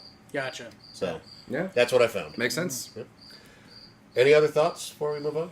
And call it a show? My Broncos are they did their damnedest to make sure the Bills were the only remaining undefeated team, with the hopes it was going to last longer than 6 fucking hours. What's wrong with the Bills? What the hell? Well, the Bills still very mad. Out of curiosity, lose this who game. all The picked Bills the beat Bills to Bears, win this if game you know what I'm last year? saying. Or last week? I think all of us did. Did everybody? No, I believe one person picked the Patriots. Eric did indeed pick the Patriots. I The think, Bills fan. and I'm. It's not. And he chose the Falcons for last week, so Yep. surprise, surprise. Karma's a bitch, huh? Yeah. It's only halftime, and it's not looking good. It is week 5, Okay, end of there week we go. 5. My Broncos are ahead of the Kansas City Chiefs in Yeah. the There you division. I love that. I'm fucking man. loving it. Yep. Yeah, I mean, Not listen, that like, bad. I know that Scotty's team, it's been a little rough for the first quarter of the season, basically. But rookie quarterback, looking like he could be potentially something moving forward. Yeah, Scadaboo yeah. showing he can be something. Yeah. Abdul Carter is proving to be absolutely worth the pick. Yep. That's Yep. good. Yep. For the Bills, Josh Allen's looking good. Defense needs a little help with the running game, but they're undefeated thus far. I have And a then there's last the Bears. last thought. You know what? I'll take the improvement that they've had. Last thought, last question for you guys. Can we agree that the 80s, 90s Seahawks uniforms were Holy just fucking shit. awesome? Real fast. No. Oh, no. The Okay. first game ever where opposing quarterbacks had over 325 passing yards. No. What I just read? Really? Yeah. Is that what that said? Yeah. Yeah. Yeah. And, And 80 plus completion percentage. So they could bomb Baker for Mayfield more, and but Sam not Darnold. accurately. So the first and third pick from their draft, who Yep. were cut by their first teams, then Yep. both cut by the Carolina Panthers. Yep. 80% completion percentage with over 325 passing yards today. yeah, maybe you got to give these guys a chance. Maybe.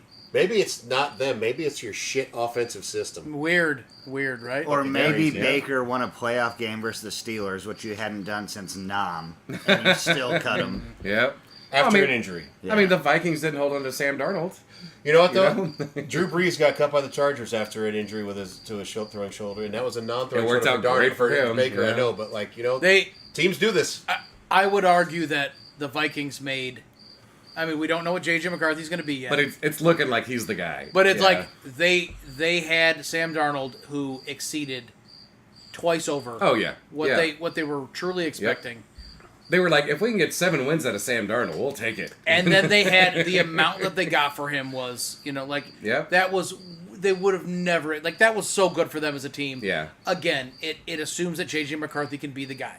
And they felt that he was. And he's been good. He's Yeah. been good when he's played. These injuries are always scary when you sat a year from a bad injury and then you dealing with a couple early You never on. really like, know. Yep. That's always terrifying. And he still has to get over the learning curve of the NFL. Like, Absolutely. it exists. Like, Jaden Absolutely. Daniels had bad games last year, too. Sure did. You know?